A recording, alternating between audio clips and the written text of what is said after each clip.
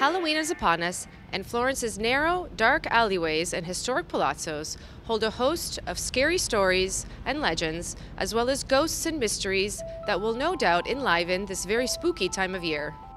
To start, there is a ghost of Palazzo Vecchio, Baldaccio d'Anghiari. Unjustly accused of treason, he was stabbed to death and thrown from a window of Palazzo Vecchio in 1441, probably on the orders of Cosimo del Vecchio. His ghost is unable to rest in peace and now wanders the corridors of the palazzo at night.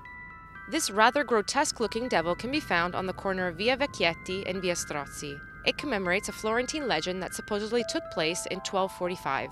A friar, San Pietro Martire, was preaching to a large crowd when the devil, disguised as a huge black horse, suddenly appeared.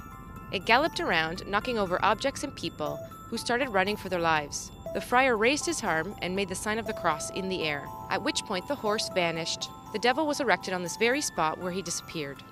This statue on the outer wall of the church of Santa Maria Maggiore is placed, bizarrely, very high up on the stone wall of the building. Another Florentine legend explains the strange positioning.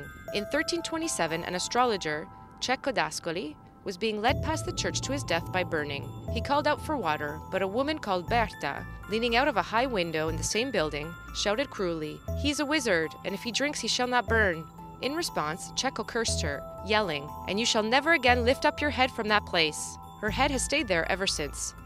Signs of another ghost that haunts Florence can be found in Palazzo Budini Gattai in Piazza Santissima Annunziata. A shutter on one of the windows of the palazzo is always left open. The ghost of a woman supposedly sits behind it, as she did during her life, looking out and waiting for her husband to return from war. Sufficiently spooked yet? We hope not, but just know that there are many more ghosts and ghouls haunting the streets and palazzos of Florence. We hope that you don't find one next time you walk down a dark alleyway at night.